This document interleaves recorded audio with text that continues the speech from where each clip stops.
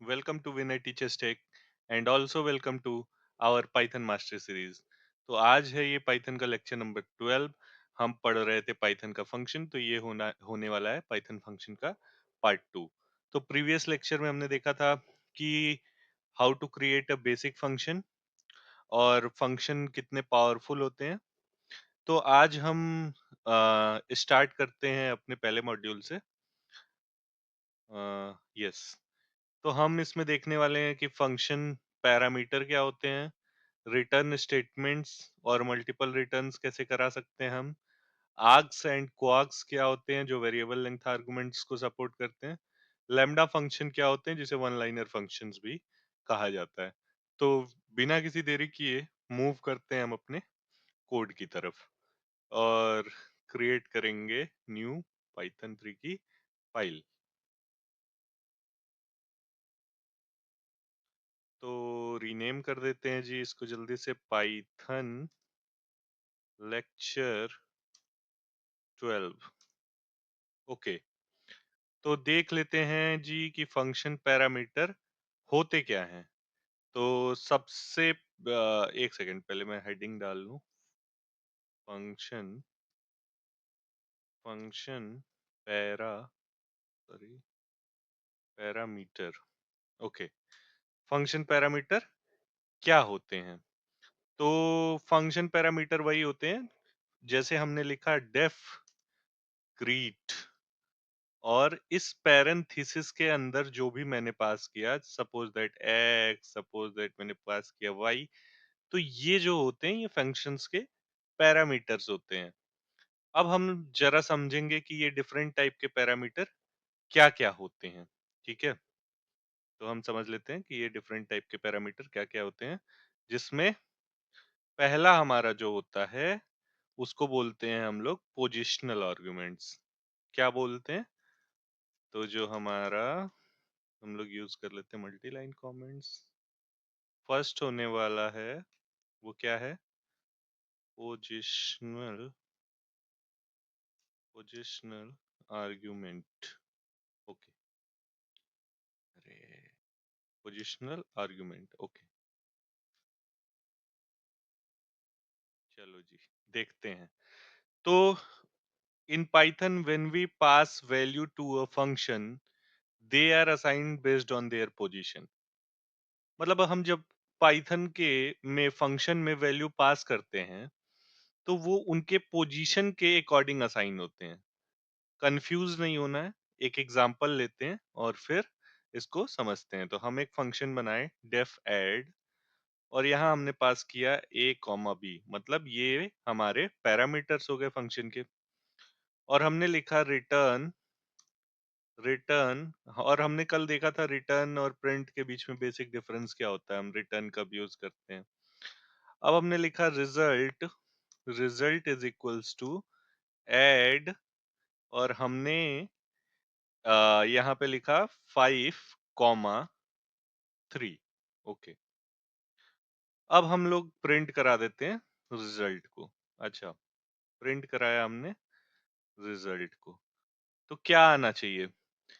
यहाँ पे जब हमने ऐड में 5, 3 चलाया तो बाय डिफॉल्ट ए की वैल्यू 5 हो जाएगी और बी की वैल्यू 3 हो जाएगी। तो ये क्या करेगा, 5 + 3 8। तो ये हुआ पोजिशनल आर्गुमेंट कि जैसे हमने यहाँ पे पोजीशन डिफाइन किया उसी पोजीशन के अकॉर्डिंग ये वैल्यू भी लेगा। जो पहली वैल्यू होगी वो पहले वाले वेरिएबल में जाएगी, और जो दूसरी वैल्यू होगी वो दूसरे वाली वेरिएबल में जाएगी। इसको वेरीफाई करने का एक अच्छा तरीका मैं बताता हूँ। मैंने लिखा a - b, अब यहाँ पे वेरीफाई हो जाएगा। रन कराते हैं तो 2 तभी आएगा जब a की वैल्यू 5 रहेगी और b की वैल्यू 3 रहेगी। ऐसे रैंडमली नहीं हो रहा है कि a की वैल्यू 3 हो जा रही है, b की वैल्यू 5, उस केस में तो -2 आ जाता ना। बट ठीक है, तो ये हुआ पोजिशनल आर्गुमेंट कि जैसे हमने वैल्यू यहाँ पे डिफाइन करी, जैसे वैल्यू यहाँ पे डिफाइंड है और जैसे यहाँ पे डिफाइंड है, तो जो पहला वेरिएबल होगा वो पहली वैल्यू को पिकअप करेगा, या पहला वैल्यू उस पहले वेरिएबल में जाएगा। ओके, और उसी तरह सेम चलेगा ये केस। ठीक है, तो हमने देखा कि पाइथन पोजिशनल आर्गुमेंट में क्या कर रहा है, assign value based on their position in the function call. Okay, अब हम मूव करते हैं, एक पढ़ेंगे कीवर्ड आर्गुमेंट। ठीक है, सेकंड है ये हमारा। क्या है? क्या है? Keyword argument. Keyword, sorry, keyword argument. अब कीवर्ड आर्गुमेंट क्या होता है? तो what if we want to pass value without worrying about the order. Suppose that हमको ऑर्डर मतलब 5 तो हमको पास करना है, बट मैं चाहूंगा कि नहीं भाई 5 बी में जाए और 3 ए में जाए। मेरे को पोजीशन वाला फॉलो ही नहीं करना है, मैं अपने हिसाब से चाहता हूँ कि ये वैल्यू ए में जाए और ये वैल्यू बी में जाए। तो मतलब इस हिसाब से मेरे को करना है, मेरे को पोजिशनल नहीं करना है कि बाय डिफॉल्ट दे। तो उस केस में हम क्या यूज करते हैं? Keyword argument. एक एग्जांपल के साथ समझेंगे। हमने लिया डेफ, लिखा इंट्रोड्यूस और इसमें हमने डाला नेम और डाला क्या? एज। ओके, अभी मैं बेसिक डिफरेंस भी आपको क्लियर करूंगा कि क्या होता है। ओके, अब हमने यहाँ पे लिखा प्रिंट, हमने लिखा प्रिंट और हम लोग फॉर्मेटिंग यूज करेंगे। हमने लिखा एफ और यहाँ पे लिखा माई name is, my name is और ब्रैकेट में मैंने पास करा दिया नेम और यहाँ लिख दिया मैंने एंड माई एज इज और ब्रैकेट में पास करा दिया एज और यहाँ पे लगा दिया फुल स्टॉप। ठीक है, तो ये हो गया प्रिंट एफ। अब अगर यहाँ पे हम लोग पोजिशनल आर्गुमेंट यूज करें, सपोज दैट मैंने लिखा इंट्रोड्यूस, फंक्शन कॉल किया और इसमें डाला हमने, सपोज दैट हमने सबसे पहले डाल दिया एज, एज मान लो डाला 24 और उसके बाद हम लोग पास किए विनय। अब ये देखना क्या क्या पोजिशनल आर्गुमेंट बीटी करेगा। तो इसने क्या किया? My name is 24 and my age is Vinay. मतलब इसने टोटल उल्टा कर दिया। पोजीशन के हिसाब से 24 पहले था तो नेम में 24 चला गया और एज बाद में था तो नेम वाला पैरामीटर एज में चला गया। अब इस कंडीशन से बचने के लिए हम लोग कीवर्ड आर्गुमेंट का यूज करते हैं। अब हम यहाँ पे लिख देते हैं एज इज इक्वल्स टू 24 और हमने लिख दिया कि नेम इज इक्वल्स टू विनय। अब एक बार और रन करा देते हैं। तो ये सही हो गया, माई name is Vinay and my age is 24। मतलब मैं यहाँ पे पहले ही फंक्शन को बता दे रहा हूँ कि भाई एज की वैल्यू 24 लेना और नेम की वैल्यू विनय लेना। तो अगर इस एज को मैंने पहले लिख दिया या नेम को बाद में लिख दिया या कहीं भी लिख दिया तो उससे कोई फर्क नहीं पड़ने वाला है। तो ये हो गया हमारा कीवर्ड आर्गुमेंट। अब हम आ जाते हैं डिफॉल्ट पैरामीटर पे कि डिफॉल्ट पैरामीटर क्या होता है बेसिकली। जल्दी जल्दी, थोड़ा टाइम भी कम है हमारे पास, देखते हैं। थर्ड है हमारा default parameter. Okay, default parameter देख लेते हैं। तो अगर हम मान लो सपोज करो कोई फंक्शन बनाए और हम चाहते हैं कि भाई मैं कुछ वैल्यू ही ना पास करूं। अगर पास करूं तब तो ठीक है, और अगर नहीं पास कर रहा हूं तो भी काम हमारा चल जाए। तो उस केस में हम क्या करेंगे? सपोज दैट हमने लिखा डेफ ग्रीट, एक फंक्शन बनाया ग्रीट नाम से और हम यहाँ पे एक वेरिएबल दिए नेम और इसको डाल दिए गेस्ट। इसको क्या डाला? गेस्ट, जी कैपिटल कर देता हूँ मैं। इसको डाला मैंने गेस्ट, कोलन, नीचे आए और यहाँ पे लिखा प्रिंट, प्रिंट और एफ लगाया और ये लिया और फिर इसके अंदर पास किया मैंने हेलो कॉमा और नेम। ओके, तो ये हो गया, मैंने ऐसा कुछ फंक्शन बनाया। अब मैं फंक्शन को कॉल करूंगा। मैं नीचे गया, मैंने लिखा, सॉरी, मैंने लिखा ग्रीट। तो सपोज दैट मुझे किसी केस में तो यूजर का नेम पता, सपोज दैट ये एक फंक्शन है जो यूजर को ग्रीट करता है, तो मेरे को किसी केस में तो यूजर का नेम पता है, किसी केस में यूजर का नाम नहीं पता है। तो उस केस में देखिए क्या होगा। मैंने चलाया, ये आ गया हेलो गेस्ट। अच्छा, अगर मैंने लिखा ग्रीट और इसके अंदर पास किया विनय और इसको रन कराया, तो हेलोवीन है। मतलब ये बेसिकली क्या करेगा, इसको ओवरराइड कर देगा वैल्यू को। तो ये डिफ़ॉल्ट पैरामीटर हम दे देते हैं कि कभी हमें अगर वैल्यू पता है तो ठीक है, नहीं पता है तो हम लोग ओवरराइड कर देंगे। तो ये हो गया डिफ़ॉल्ट पैरामीटर। आई थिंक ये समझ आ गया होगा आपको। अब हम लोग देख लेते हैं कि रिटर्न स्टेटमेंट कैसे काम करता है इसमें। तो हम देख लेते हैं रिटर्न स्टेटमेंट के बारे में। ओके। हाँ, ठीक है। तो रिटर्न स्टेटमेंट देखने के लिए एक फंक्शन बना लेते हैं। हमने लिखा मल्टीप्लाई। ओके, मल्टीप्लाई और इसमें दो वेरिएबल पास कराए एक्स और वाई। यहाँ दिया हमने कोलन, आई नीचे हमने लिखा return return x into y. बस। अब हम आ गए नीचे, हमने लिखा result is equals to multiply और इसमें सपोज दैट हमने पास कर दिया 10 कॉमा 5 और फिर हमने क्या कराया, प्रिंट कराया रिजल्ट को। अब यहाँ हो क्या रहा है एक बार ध्यान से देखना। यहाँ पे ध्यान से देखेंगे रिटर्न स्टेटमेंट करता क्या है। रिटर्न पाइथन एक ऐसा लैंग्वेज है जो बहुत रीडेबल है। तो आप देखो डेफ से हमने फंक्शन बनाया, फंक्शन है मल्टीप्लाई। इसमें दो वेरिएबल हमने पास किए एक्स वाई। रिटर्न क्या करेगा, उनके मल्टीप्लिकेशन को। अब रिटर्न का मतलब क्या है कि कोई भी फंक्शन हमें कुछ दे रहा है। तो अगर कोई फंक्शन हमें कुछ दे रहा है तो हमें उस चीज को कहीं तो स्टोर करना पड़ेगा। प्रिंट में क्या होता है, अगर यहाँ हम प्रिंट कराते हैं एक्स इंटू वाई और सपोज दैट ये वैल्यू मुझे चाहिए कहीं पे बाद में, तो वो तो लॉस्ट हो जाती। लेकिन रिटर्न क्या कर रहा है, हमें कुछ दे रहा है तो हमें उसको एक वेरिएबल में स्टोर कराना पड़ेगा। तो हमने रिजल्ट नाम के वेरिएबल में उस वैल्यू को, उस कैलकुलेशन को स्टोर कराया और फिर रिजल्ट को प्रिंट कराएंगे। अब इसको चला के देख लेते हैं। तो ये 50 प्रिंट कर दिया।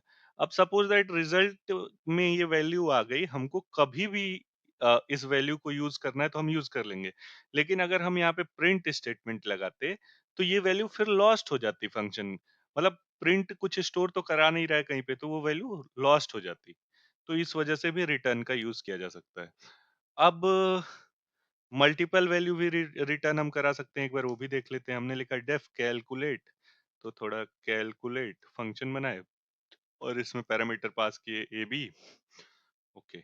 अब लिखा मैंने sum is equals to a plus b. और अच्छा, सम्स को, ये फंक्शन होता है सम्स, लिख दिया इसको। और फिर हम लोग प्रोडक्ट एक ले लेते हैं, तो product is equals to a into b मैंने लिखा। और हमने लिखा return return sums and product. Okay. अब हम फंक्शन को कॉल कर, अब वैल्यू तो स्टोर करानी पड़ेगी। तो मैंने लिखा एस कॉमा पी, क्योंकि दो वैल्यू रिटर्न कर रही है तो दो वेरिएबल हमको बनाना पड़ेगा। सम और प्रोडक्ट को कराने के लिए फिर हमने लिखा कैलकुलेट और इसके अंदर हमने दो वैल्यू पास की 5,3। तो पहले तो ये सम 5 3 8 कर देगा और 5 3 जा 15 कर देगा। अब हम लोग एक बार प्रिंट करा लेते हैं एस और पी को। मैंने कराया प्रिंट ये एस और पी को, देख लेते हैं। तो पहली वैल्यू 8 आ गई सम की और दूसरी वैल्यू 15। तो हम लोग डिफ मतलब मल्टीपल वैल्यू भी रिटर्न करा सकते हैं। अब जल्दी से देख लेते हैं आर्क्स एंड क्वार्क्स क्या होते हैं। ठीक है, तो थोड़ा सा वीडियो ये लंबा जाएगा। पहले देखेंगे आर्क्स क्या होता है। आर्क्स क्या होता है। तो अगर व्हाट अगर ऐसा हो कि हमको पता ही, अब जैसे कैलकुलेशन में ए बी, अगर हम, अगर सपोज दैट ये कैलकुलेटर है तो यूजर अब कैलकुलेटर को तो पता ही नहीं है ना यूजर कितना इनपुट देगा। तो इस केस में क्या करेंगे, अभी तो ए बी दिया है तो हम सिर्फ फंक्शन को दो ही इनपुट दे सकते हैं। अगर यहाँ पे मैंने ये बनाया है मल्टीप्लाई और इसमें एक्स और वाई पास करा रहे हैं, अगर सपोज दैट मैंने एक वैल्यू और डाल दी इसमें तो ये तुरंत एरर रेज करेगा। एरर आ गया कि भाई उसको दो ही वैल्यू चाहिए थी, आपने तीन दी है। तो इसने तुरंत एरर रेज किया। तो व्हाट अगर एस अगर ऐसा हो कि मतलब हमें इनिशियली कंडीशन में पता ना हो कि फंक्शन में कितनी वैल्यू पास करना है। सपोज दैट हमको कोई प्लस का ही फंक्शन बनाना है, तो हमने लिखा डेफ ऐड, सपोज दैट ये कैलकुलेटर है, सॉरी सॉरी, डेफ ऐड, और फिर हमने इसमें कुछ नहीं करना है, बस हमको लिख देना है या तो इसको आर्क्स लिख सकते हैं या अपने नंबर से अपने में मतलब जो आप लिखना चाहें वो भी लिख सकते हैं। जैसे हमने, छोड़ो आर्क्स लिखेंगे तो आप कंफ्यूज होगे। हमने लिखा इसको नम, ठीक है। और यहाँ पे हमने क्या करा है, अच्छा ये टपल के फॉर्म में वैल्यू स्टोर कराता है जो भी इसमें जाएगा। तो रिटर्न रिटर्न करा दिया हमने किसको, सम हमको करना है ना, तो सम रिटर्न कराया हमने किसका, नम का। ओके, अब एक बार प्रिंट करा लेते हैं जी।